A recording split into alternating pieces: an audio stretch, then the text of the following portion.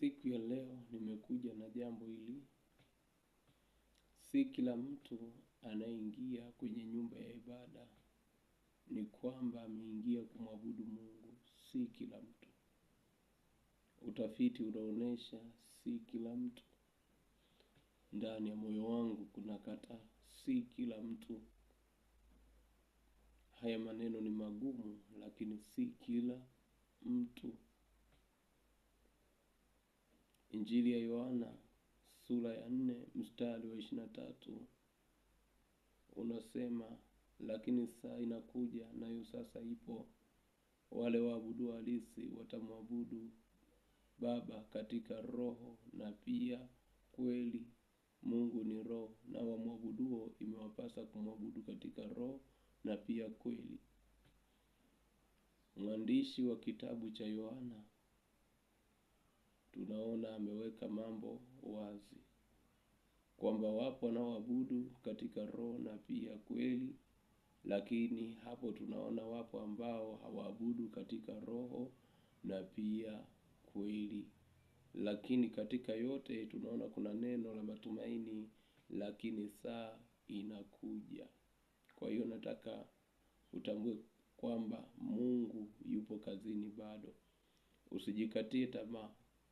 Amua kutoka mahali ulipo na kwenda kwenye viwango vingine.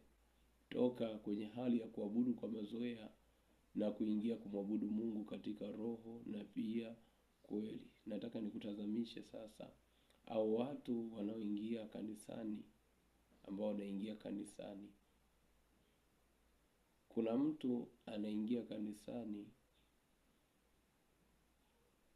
hataki kujulikana na jamii kwamba mimi siabudu. Siku zote natamani kusema mimi naabudu kwenye dhehebu lile, mimi naabudu kwenye kanisa lile, watu wawe mashahidi ya kwamba fulani anaabudu pale.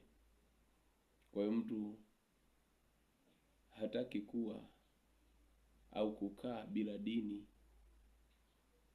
Anakaa na dini lakini hakai na Yesu. Anajulikana na watu lakini hajulikani na Mungu. Lakini kuna mtu anakwenda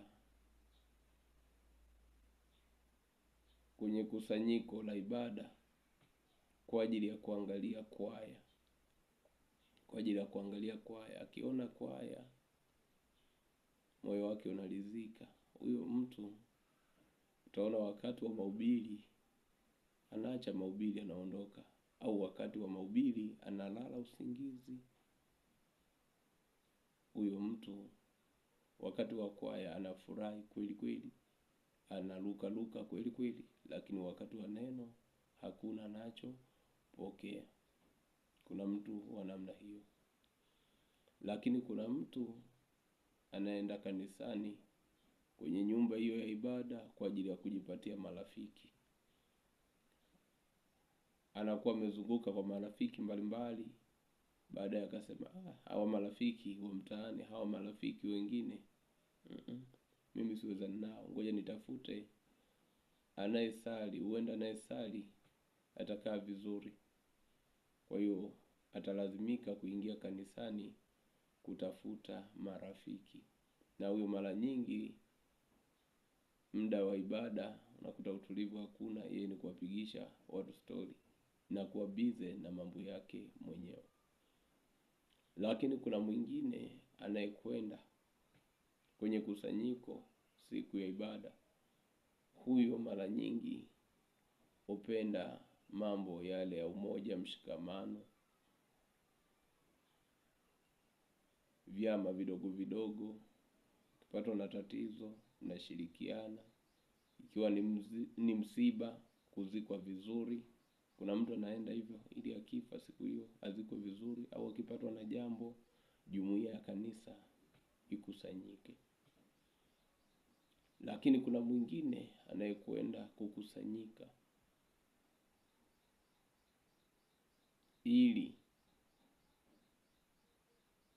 kukutana na Mungu.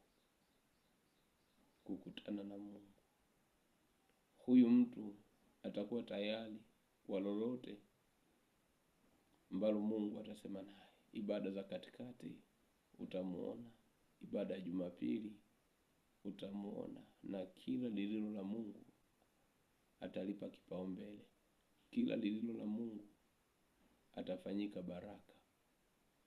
Atakuwa tayari wakati wowote, wakati unaomfaa na wakati usiomfaa. Kwa hali hii tayari utakuwa umeshaona mapana,